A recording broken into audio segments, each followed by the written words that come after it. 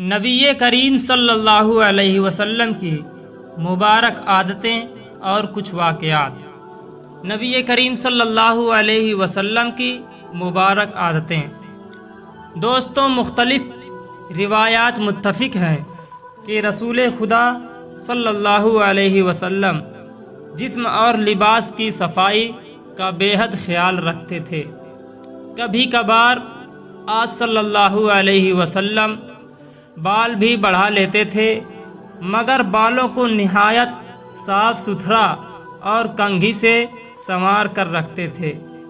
آپ صلی اللہ علیہ وسلم تیز تیز چلتے تھے، حتیٰ کہ ان کے صحابہ کرام رضوان اللہ اجمعین کو ان کے ساتھ قدم ملانے میں دقت پیش آتی تھی، مگر وہ گفتگو نہایت ہی آہستہ آہستہ کرتے تھے۔ ایک راوی کے مطابق نبی کریم صلی اللہ علیہ وسلم اتنا ٹھہر ٹھہر کر بولتے تھے کہ ان کے ہر لفظ کا ایک ایک حرف بآسانی گنا جا سکتا تھا۔ چونکہ رسول اللہ صلی اللہ علیہ وسلم کے منہ سے نکلنے والا ہر لفظ قانون تھا، لہٰذا وہ چاہتے تھے کہ وہ جو کچھ کہیں سننے والے اسے اچھی طرح سمجھ لیں۔ نبی کریم صلی اللہ علیہ وسلم سادہ اور سستا زبان استعمال کرتے تھے، چاہے وہ کسی فرد سے گفتگو کر رہے ہوں یا مسلمانوں کے اجتماع سے خطاب کر رہے ہوں۔ ان کا طرز تکلم ہر طرح کے تصنع سے پاک ہوتا تھا۔ پیارے دوستو، حضور صلی اللہ علیہ وسلم نہایت سادگی سے زندگی بسر کرتے تھے۔ وہ اپنے جوتوں کی خود مرمت کرتے اور اپنی بکریوں کا دودھ نکالتے، اور اس کام کے لیے اپنے خادم کو تکلیف دینا بھی گوارا نہ کرتے۔ ان کے ذاتی خادم حضرت انس رضی اللہ تعالیٰ عنہ کا کہنا ہے، میں نے 10 سال رسول اللہ صلی اللہ علیہ وسلم کی خدمت اقدس میں گزارے۔ انہوں نے مجھ سے ایک بار بھی نہیں پوچھا کہ تم نے یہ کام کیوں نہیں کیا یا کیوں کیا ہے۔ وہ ہمیشہ مجھ سے نہایت شفقت فرماتے۔ نبی کریم صلی اللہ علیہ وسلم کو بچوں سے لگاؤ۔ دوستو، رسول اللہ صلی اللہ علیہ وسلم کی عادت مبارکہ تھی کہ آپ صلی اللہ علیہ وسلم ننھے منھے بچوں سے بڑا پیار کرتے تھے، اور جہاں کہیں بچوں کو دیکھتے خوش ہو جاتے، اور بچوں کو ہنسانے کے لیے ان سے مذاق بھی کرتے۔ فطری طور پر وہ اپنے نواسوں حضرت حسن اور حضرت حسین رضی اللہ تعالی عنہ سے بھی بے حد محبت کرتے۔ بعض اوقات وہ نماز کے دوران بھی ان میں سے ایک کو بازوؤں میں اٹھا لیتے۔ جب آپ صلی اللہ علیہ وسلم سجدے میں آتے تو نواسوں کو پاس کھڑا کر لیتے اور سجدے سے اٹھ کر اسے پھر گود میں لے لیتے۔ جب دونوں بچے ذرا سیانے بڑے ہوئے تو وہ مسجد نبوی میں ادھر ادھر دوڑتے پھرتے۔ نماز با جماعت کے دوران کبھی کبھار وہ رسول اللہ صلی اللہ علیہ وسلم کے ٹانگوں میں سے گزر جاتے۔ رسول خدا صلی اللہ علیہ وسلم انہیں کچھ نہ کہتے۔ اللہ کے رسول صلی اللہ علیہ وسلم ہر ایک سے اچھا برتاؤ کرتے تھے، حتیٰ کہ معمر خواتین ان سے لمبی لمبی بے سروپا باتیں بھی کرتیں، مگر رسول خدا صلی اللہ علیہ وسلم کوئی اکتاہٹ محسوس نہ کرتے۔ سبحان اللہ! کیا شان ہے ہمارے پیارے آقا صلی اللہ علیہ وسلم کی۔ آگے بڑھنے سے پہلے آپ سے گزارش ہے کہ کمنٹ میں ایک مرتبہ درود پاک تحریر فرما دیں تاکہ یہ ہماری نجات کا ذریعہ بن سکے۔ نبی کریم صلی اللہ علیہ وسلم کے کچھ مختلف واقعات۔ پہلا، حضرت محمد صلی اللہ علیہ وسلم اور حضرت جابر رضی اللہ تعالیٰ عنہ کا واقعہ۔ پیارے دوستو، آپ صلی اللہ علیہ وسلم کی عادت مبارکہ یہ تھی کہ سفر کے دوران وہ قافلہ کے ہر فرد کے ساتھ رابطہ رکھتے تھے اور بار بار لوگوں کے پاس جاتے تاکہ وہ خوش رہیں۔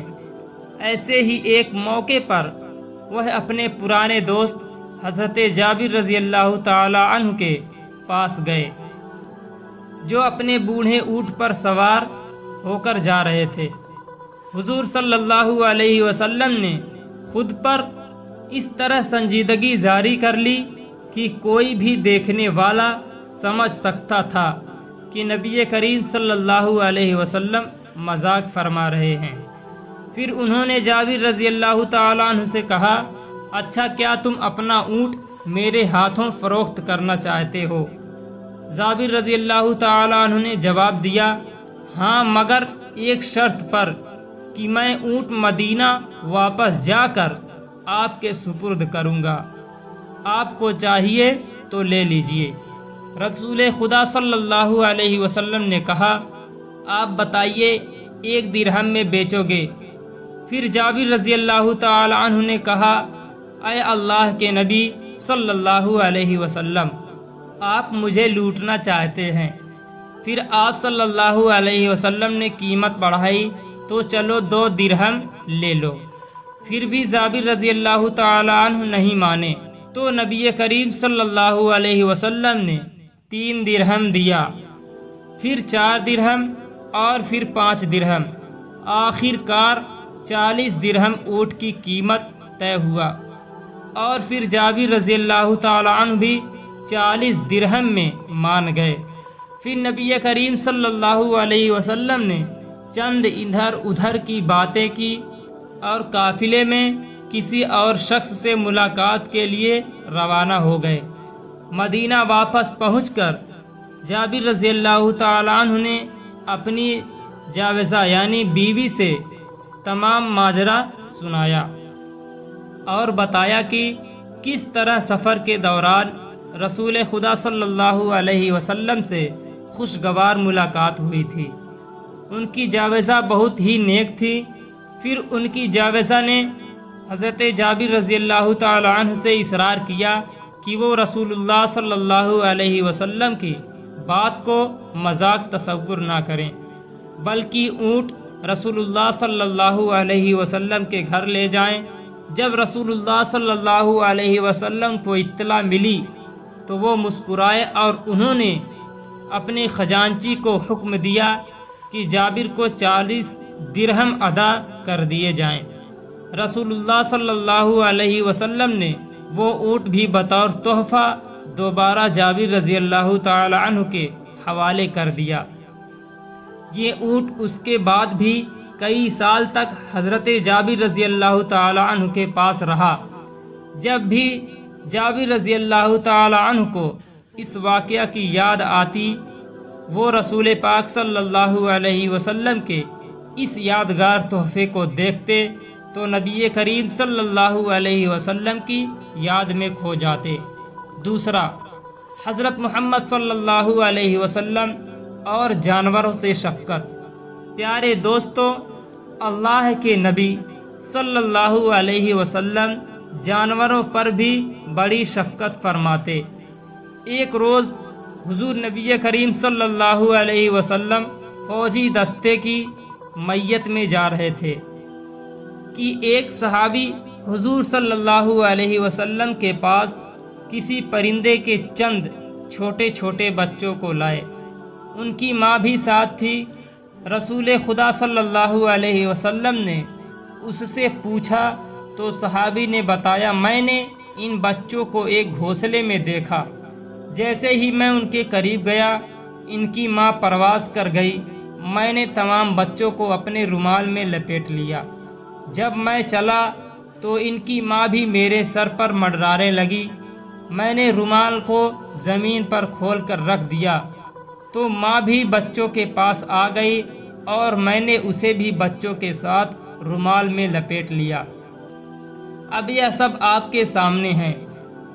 رسول صلی اللہ علیہ وسلم نے صحابی کو حکم دیا کہ وہ ترنت واپس جائیں اور بچوں کو ان کی ماں سمیت ان کے گھونسلے میں چھوڑ کر آئیں۔ اسی طرح ایک مرتبہ رسول پاک صلی اللہ علیہ وسلم نے فوج کے ہمراہ جاتے ہوئے ایک کتیا کو دیکھا جس کے بچے ماں کا دودھ پی رہے تھے۔ حضور صلی اللہ علیہ وسلم نے ایک سپاہی کو کتیا کے پاس کھڑا کر دیا، اسے حکم دیا کہ وہ ساری فوج گزرنے تک کتیا کے پاس کھڑا رہے اور کسی کو اسے پریشان نہ کرنے دے۔ تیسرا، حضرت محمد صلی اللہ علیہ وسلم اور ایک اونٹ کا واقعہ۔ ایک روز مدینہ میں ایک اونٹ بھاگتا ہوا آیا اور رسول اللہ صلی اللہ علیہ وسلم کے سامنے گھٹنے ٹیک کر بیٹھ گیا۔ فوراً ہی کچھ لوگ بھی وہاں پہنچ گئے جو اونٹ کو پکڑنا چاہتے تھے۔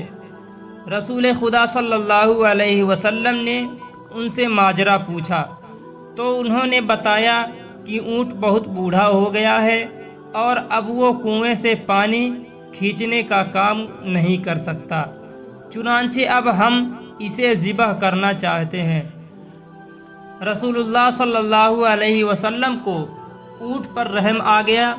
انہوں نے کہا، اسے چراہ گاہ میں چھوڑ دو، اس نے تمہاری طویل عرصے تک خدمت کی ہے۔ اونٹ کے مالک رسول اللہ صلی اللہ علیہ وسلم کی بات سے متفق ہو گئے اور اونٹ کو واپس لے گئے۔ حضرت محمد صلی اللہ علیہ وسلم کا قصہ۔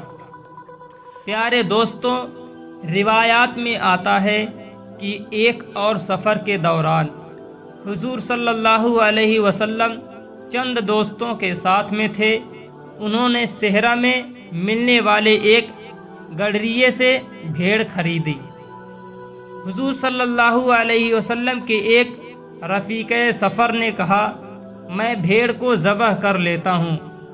دوسرے صحابی نے ذمہ داری لی، میں اس کی کھال اتار دوں گا۔ تیسرے صحابی نے گوشت پکانے اور کھانا تیار کرنے کی حامی بھر لی۔ ہر ایک نے کچھ نہ کچھ کام اپنے ذمے لے لیا تو رسول اللہ صلی اللہ علیہ وسلم نے کہا، میں جا کر کچھ سوکھی لکڑیاں اکٹھا کرتا ہوں۔ تمام صحابہ نے کہا کہ یا رسول اللہ صلی اللہ علیہ وسلم، یہ کام بھی ہم سب کر لیتے ہیں، مگر رسول اللہ صلی اللہ علیہ وسلم نے فرمایا، میں لکڑیاں ضرور لاؤں گا۔ یہ مناسب معلوم نہیں ہوتا ہے کہ آپ سب لوگ تو کام کریں اور میں کوئی مدد نہ کروں۔ دوستوں، یہ ہے اوصاف اور یہ ہے عادات پیارے آقا صلی اللہ علیہ وسلم کی، جو دو جہاں کے بادشاہ ہیں۔ آخری بات یہ تھی، کچھ مختلف واقعات ہمارے پیارے آقا صلی اللہ علیہ وسلم کے۔ دوستو، آج کسی کو چھوٹا سا مرتبہ مل جائے تو حکمرانی شروع کر دیتا ہے اور اپنے ماتحتوں کے ساتھ کام کرنے کو توہین سمجھتا ہے۔ یہ ایک ہمارے پیارے آقا صلی اللہ علیہ وسلم تھے جن کو نوکروں سے بھی لگاؤ تھا۔ اللہ تعالی ہمیں نبی کریم صلی اللہ علیہ وسلم کے نقش قدم پر چلنے کی توفیق عطا فرمائے، آمین۔ دوستوں، پسند آنے کی صورت میں ویڈیو کو لائک کریں اور اپنے دوستوں کو شیئر کریں۔ ملیں گے اگلی ویڈیو میں، تب تک کے لیے اللہ حافظ۔